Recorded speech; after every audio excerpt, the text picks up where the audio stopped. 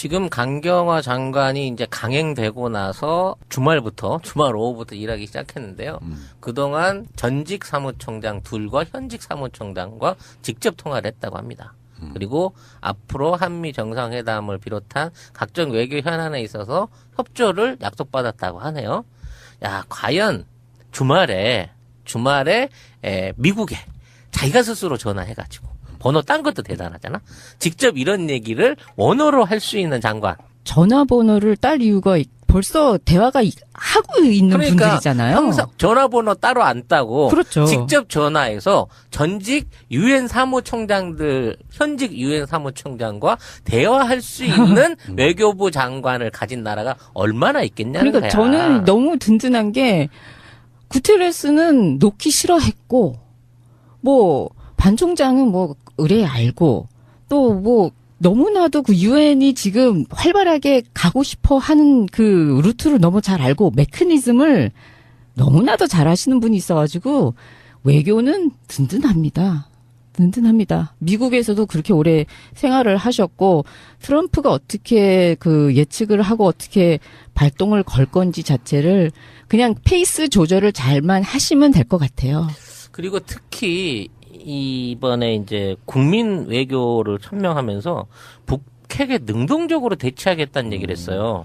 나는 이 얘기가 그냥 허투루게 그냥 말로 던져보는 수사가 아닌 것 같아. 아니죠. 강경화 라인에 있어서의 어떤 강력한 대북하고의 연결고리 또는 이 외교적인 고리가 곧 발휘가 되는 모양을 볼 수 있지 않을까 하는 기대감을 가지고 하는 멘트를 들었거든요. 아, 이분은 콩고하고도 일을 했었고 시리아하고도 일을 했었고 그 북한하고 직간접적으로 외교를 하는 나라들하고 이미 접촉을 하고 일을 하셨던 분이라서요. 김정은하고 어떻게 그 딜을 해야 되는지도 이미 파악을 하고 계시리라고 저는 믿고 있어요. 대통령께서 강경화 장관 임명하고 임명식이 있고 나서 발언한 내용에 보면 야당이 그런 식으로 대통령에게 하면 안 된다. 아주 강력하게 경고를 했어요. 우리 청와대와 대통령은 앞만 보고 국민만 보고 꿋꿋하게 나가고 있는 중이고요. 문미용 님이 이렇게 올려주셨네요. 거두절미하고 해도 다 알아들으실 거예요. 마구 짖는다는 것은 두렵다는 것이다. 맞습니다. 네. 저도 딱 똑같이 생각했는데 네. 걔는 무서울 때 짖거든요. 그럼요. 예. 네. 열심히 짖으라고 하시고요. 큰 아주 그 맹수라고들 하잖아요. 네. 그들은 그냥 가만히 있다가 공격할 때 으르릉 한번 하고 물어요. 원래 큰 으르릉 안 할 때도 있고 그냥 훅 해가지고 뭐지? 모르고 그냥 당할 때가 많잖아요. 자유한국당과 국민의당, 바른정당 이분들은 다 극렬한 반발을 하는 거죠, 지금.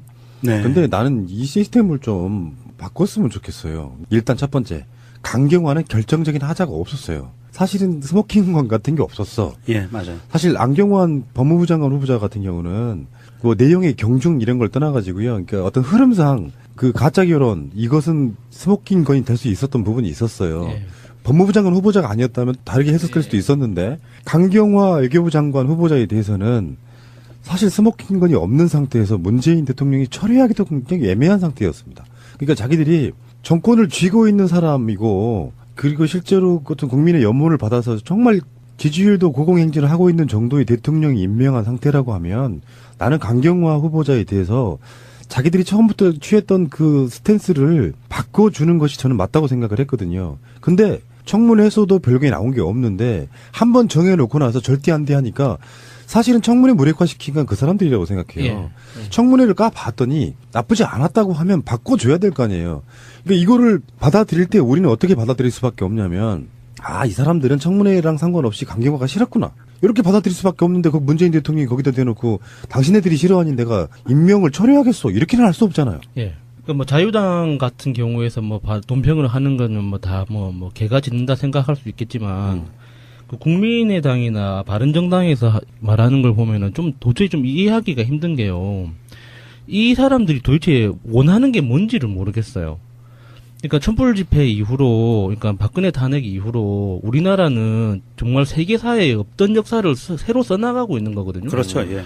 그러니까 문재인 대통령이 당선되면서 앞으로 이제 우리가 보게 될 거는 모바일 중심의 시민 네트워크가 정치에 어떻게 작동하는지, 그리고 또 정치를 어떻게 바꿔나가는지, 그리고 학습 수준이 일정 수준 이상 넘어가는 시민들이 국민회에서 일정 수준 분포를 넘어가면 시민들이 정치를 어떻게 대응하고 받아들이는지 이런 것들을 우리가 앞으로 보게 될 건데, 지금 바른정당도 그렇고 국민의당은 공수 위치만 바뀌었다고 생각하나 봐요. 그냥 자기들이 그렇지. 원래 하던 그 정치 바닥이 그대로 있고, 지금 모든 게 변했거든요.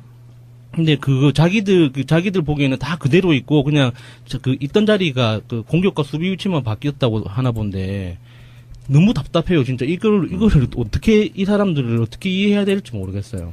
제 주장대로라고 하면 패러다임이 바뀌었다. 예. 네, 맞아요. 세상을 바라보는 시각도 바뀌어야 되고, 예. 바뀌었는데, 그러니까 그러거잖아요. 여론고를 발목 잡기라고 하는 거죠. 반대를 위한 반대. 별 문제 없었으면 자기들이 되돌리면 돼요. 예. 전혀 되돌리지 않으면서 임명했다고 야당을 무시했네. 그러니까 협치라는 부분은 진짜 웃긴 거예요. 자유한국당은 협치의 대상이 아니다라고 제목도 나갔었지 않습니까? 맞습니다. 예. 바로 열구가 뭐였죠? 옛날 같으면 척살. 제가 생각하는 단어는 세 가지나 있는데 그 방송 내용에서는 참수였어요. 참수였어요. 먹을 치는 거. 예.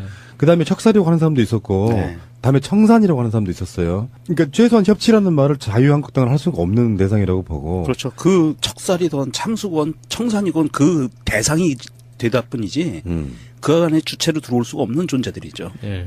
제가 굉장히 훌륭한 비유를 했더만요. 제가 살인자가 살해당한 사람의 장례식장에 와서 밥 내놓으라고 얘기하는 거랑 좀 굉장히 유사한 형태이고요. 근데 거기에 지금 국민의당이나 바른정당도 그런 마인드를 전혀 버리지 못하는 것 같고요. 이제부터가 시작이에요. 사실은 지금 문재인 대통령이 순항했단 말이에요.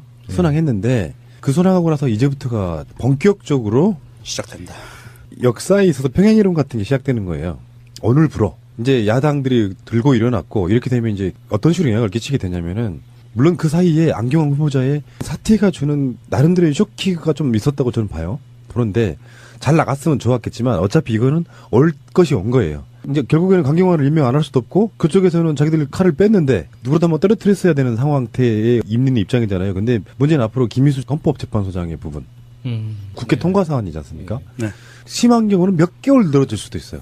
그런데 그분은 어차피 지금 재판관이시면서 그러니까 지금 권한대행 전에 예. 대행하고 계시고 네. 그러니까 안 해줘도 지금 대행으로 하고 계시니까 네. 큰 네. 문제는 없어요. 네, 큰 문제는 없다고 생각을 계속 발목을 잡겠죠. 그렇죠. 예. 네. 근데 바른정당하고의 국민의당 이렇게 나올 거라고는 생각은 했지만 정말 그대들이 생각하는 큰형님 트럼프를 좀 한번 보세요. 그 사람이 시대의 흐름을 지금 잘 타고 있지를 못하여서 지금 굉장히 곤욕을 지금 치르고 있습니다. 좀 2017년으로 지금 빨리 패스트포워드를 하셔가지고 좀 같이 갑시다 좀. 자, 그래서 지금 그 청와대에서는 최근에 발표한 것 중에 하나가 인사추천이라는 것을 가동하겠다. 민정수석실도 있고 그 인사수석도 있었지만 한꺼번에 많은 것들이 우리가 생각했을 때는 장관 몇 명 이런 게 아니잖아요. 그렇죠. 예. 수도 없이 많은 관련된 분들을 지금 한 60-70명 이상 이렇게 발굴이 내야 되는 상황에서 더 이상 꼬투리를 주면 안 되겠다 싶어가지고 이번 주부터 인사추천이라는 걸 가동한다고 하는데요. 방식이 이런 거예요. 아마 이게 민정수석실하고 인사수석이 공동으로 만들어진 일종의 임시기구처럼 느껴지는데 기구라고 할 것도 없이 그렇게 모여가지고 회의를 하는 거죠. 후보자를 추천을 하고 그 다음에 2, 3배수로 압축을 하고 다음에 2, 3배수로 압축된 사람들을 약식 검증하고 그 다음에 대통령한테 보고를 하고요. 관련해서 토론도 합니다. 그래서 2, 3배수를 1, 2배수로 다시 압축을 합니다. 그리고 나서 1명, 2명 정도를 압축한 뒤에 정밀 검증을 하고 인사 발표를 하는 굉장히 정밀하게 하겠다는 걸 발표를 했고요. 그건 아마 안경환 후보자가 좀 결정적인 게 아니었나 이런 생각이 드네요. 근데 이게 언론들이 정말 또 화딱지 나게 하는 게 연합뉴스가 이게 통신사지 않습니까? 네. 언론사라기보다 통신사인데 통신사가 낸 기사가 문재인 정부 초대 내각 인선이 난항을 겪고 있는 가운데 청와대가 금주 중 가동하기로 한 인사추천위원회의 역할에 관심이 쏠리고 있다. 이렇게 멘트를 시작하거든요. 청와대가 잘못하는 것 같잖아요. 청와대 인선이 난항을 겪고 있는 이유가 다른 기사에 봐도 인맥 난항, 인사 난항 이런 표현들이 계속 반복해서 등장하는데 이거 분명히 청와대가 잘못하고 있다라는 전제가 돼 있는 표현이거든요. 책임 소재가 어디 있는지 보는 사람은 다 알고 있잖아요. 일사천리로 전부 뭐 잘 나가기만 하면 무슨 문제가 있겠습니까만 제가 항상 주장하는 바 있잖아요. 누군가는 어떤 과정에서 실수를 할 수 있다. 근데 그걸 어떻게 잘 대처하느냐, 어떤 태도로 국민을 대하느냐가 오히려 더 인기가 생길 수도 있다. 이렇게 저는 맞습니다. 보고요. 네. 김상조는 정말 잘된 애, 임명 강행이 정말 잘된 애로 일단은 초반은 보이고 강경화 후보자도 임명 강행을 했습니다. 그런 것들이 국민 여론상에서 봤을 때 강경화 청문회 봤더니 별 중요한 건 없더라. 임명해라. 그 여론이 60%가 넘었단 말이에요. 국민들은 대부분 알고 있는 거라고 보고 안경환 후보자는 악마 플러스 지금 이번 주도 굉장히 역동적으로 돌아갈 거 아닙니까? 여러 장관들 지금 또 청문회도 막 예약돼 있고요. 네. 그럴 때 저는 마지막으로 한 말씀만 드리고 싶어요. 기대만큼 실망하지 마시고요. 잘할 거라고 믿는 대통령이면은 그냥 뭐 언론에서 뭐라고 하든 뭐 낙마를 했다라든지 실수를 했다라든지 주춤했다라든지 이런 거에 대한 실망을 하지 마시고 일단 믿고 가시는데 잘못된 부분은 문재인 대통령 스타일이면 간단합니다. 먼저 알아챈다고요. 아, 이거 잘못됐다고 느끼는구나. 그럴 때 문재인 대통령 자체를 어떻게 하면 조금이라도 이렇게 흠집내볼까, 공격해볼까 하는 그런 감정만 없으면 저는 무난하게 지금 한 5년 갈 수 있을 거라고 봅니다. 일단 믿고 가자는 거죠. 일단 한 달 보름이 채 안 지났습니다. 국정 초반에 야당이 지금 이렇게 발목을 잡고 있지만 앞으로 4년 10달이 넘게 남아있다는 걸 생각하면 한 달 후에, 1년 후에, 3년 후에 니들 야당의 위치가 지금보다 얼마나 추락할 수 있는지를 생각하려면 지금부터라도 국정에 협조하는 모습을 보여줘야 될 것으로 엄중히 국민의 한 사람으로서 경고합니다. 협조가 뭔지를 제가 다시 한번 말씀드릴게요. 협조란 다른 거 없어요. 잘하는 거 잘한다고만 해주시면 돼요. 못하는 건 못한다고 비판할 수 있는 건 야당 맞아요. 잘한다는 칭찬 없이 잘못하지 않는 거는 잘못했다고 말하는 게 발목 잡기입니다. 그렇습니다. 지금의 문재인 대통령의 배우는 민주당이 아닙니다. 제1여당 민주당이 아니라 제1여당은 뭐야? 하도 입에 붙어서 군소여당 뭐야? 조그만한 여당 민주당이 아닙니다. 5,500만 국민 중에 75%가 문재인 대통령의 후견인이고 문재인 대통령의 배후 세력이라는 점을 생각하고 좀 정치를 하라고요. 어떻게 욕을 해야 되지? 그만하세요. 입을 더럽히지 마시고 축을합니다. 그리고 나서 1명, 2명 정도를 압축한 뒤에 정밀 검증을 하고 인사 발표를 하는 굉장히 정밀하게 하겠다는 걸 발표를 했고요. 그건 아마 안경환 후보자가 좀 결정적인 게 아니었나 이런 생각이 드네요.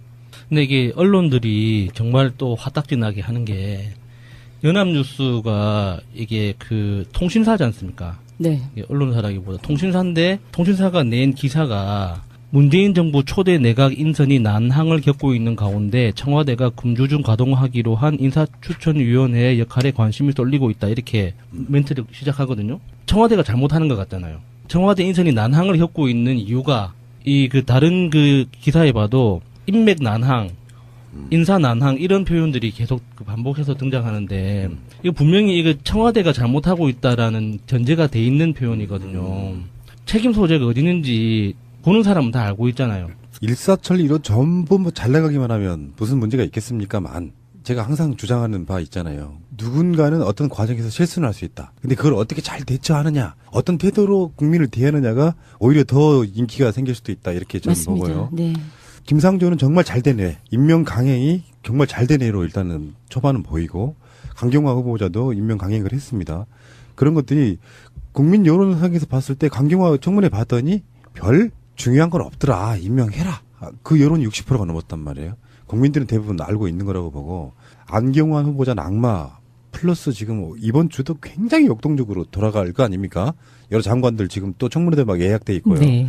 그럴 때 저는 마지막으로 한 말씀만 드리고 싶어요. 기대만큼 실망하지 마시고요. 잘할 거라고 믿는 대통령이면은 그냥 뭐 언론에서 뭐라고 하든 뭐 낙마를 했다라든지 실수를 했다라든지 주춤했다라든지 이런 거에 대한 실망을 하지 마시고 일단 믿고 가시는데 잘못된 부분은 문재인 대통령 스타일이면 간단합니다. 먼저 알아챈다고요.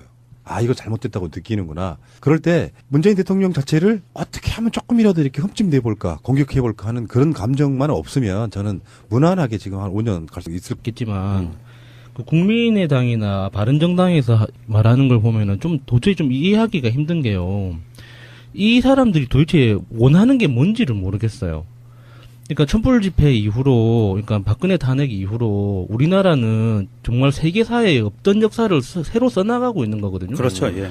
그러니까 문재인 대통령이 당선되면서 앞으로 이제 우리가 보게 될 거는 모바일 중심의 시민 네트워크가 정치에 어떻게 작동하는지, 그리고 또 정치를 어떻게 바꿔나가는지, 그리고 학습 수준이 일정 수준 이상 넘어가는 시민들이 국민회에서 일정 수준 분포를 넘어가면 시민들이 정치를 어떻게 대응하고 받아들이는지 이런 것들을 우리가 앞으로 보게 될 건데, 지금 바른정당도 그렇고 국민의당은 공수 위치만 바뀌었다고 생각하나 봐요.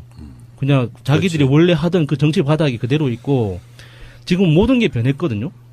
근데 자기들 보기에는 다 그대로 있고, 그냥 있던 자리가 공격과 수비 위치만 바뀌었다고 하나 본데, 너무 답답해요, 진짜. 이거를 어떻게, 이 사람들을 어떻게 이해해야 될지 모르겠어요. 제 주장대로라고 하면 패러다임이 바뀌었다. 예. 네, 맞아요. 세상을 바라보는 시각도 바뀌어야 되고, 예. 바뀌었는데, 그러니까 그러거잖아요. 여론고를 발목 잡기라고 하는 거죠. 반대를 위한 반대. 별 문제 없었으면 자기들이 되돌리면 돼요. 예. 전혀 되돌리지 않으면서 임명했다고 야당을 무시했네. 그러니까 협치라는 부분은 진짜 웃긴 거예요. 자유한국당은 협치의 대상이 아니다라고 제목도 나갔었지 않습니까? 맞습니다. 예. 바로 열구가 뭐였죠? 옛날 같으면 척살. 제가 생각하는 단어는 세 가지나 있는데 그 방송 내용에서는 참수였어요. 참수였어요. 먹을 치는 거. 예. 그다음에 척살이라고 하는 사람도 있었고 네. 다음에 청산이라고 하는 사람도 있었어요. 그러니까 최소한 협치라는 말을 자유한국당은 할 수가 없는 대상이라고 보고. 그렇죠. 그 척살이건 참수건 청산이건 그 대상이 되다 뿐이지 그 안에 주체로 들어올 수가 없는 존재들이죠. 예. 제가 굉장히 훌륭한 비유를 했더만요. 제가 살인자가 살해당한 사람의 장례식장에 와서 밥 내놓으라고 얘기하는 거랑 좀 굉장히 유사한 형태이고요. 근데 거기에 지금 국민의 지금 강경화 장관이 이제 강행되고 나서 주말 오후부터 일하기 시작했는데요. 그동안 전직 사무총장 둘과 현직 사무총장과 직접 통화를 했다고 합니다. 그리고 앞으로 한미 정상회담을 비롯한 각종 외교 현안에 있어서 협조를 약속받았다고 하네요. 야, 과연 주말에 미국에 자기가 스스로 전화해가지고 번호 딴 것도 대단하잖아.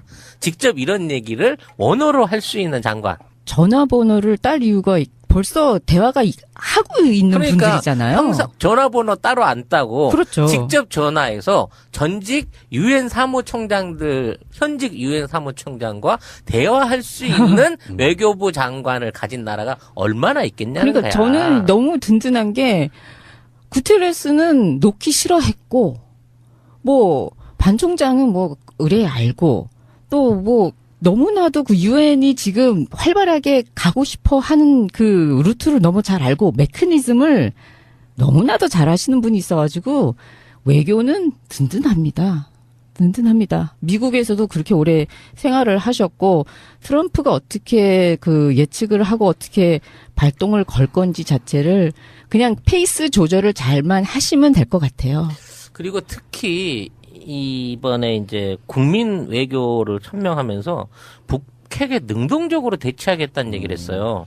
나는 이 얘기가 그냥 허투루게 그냥 말로 던져보는 수사가 아닌 것 같아. 아니죠. 강경화 라인에 있어서의 어떤 강력한 대북하고의 연결고리 또는 이 외교적인 고리가 곧 발휘가 되는 모양을 볼 수 있지 않을까 하는 기대감을 가지고 하는 멘트를 들었거든요. 이분은 콩고하고도 일을 했었고 시리아하고도 일을 했었고 북한하고 직간접적으로 외교를 하는 나라들하고 이미 접촉을 하고 일을 하셨던 분이라서요.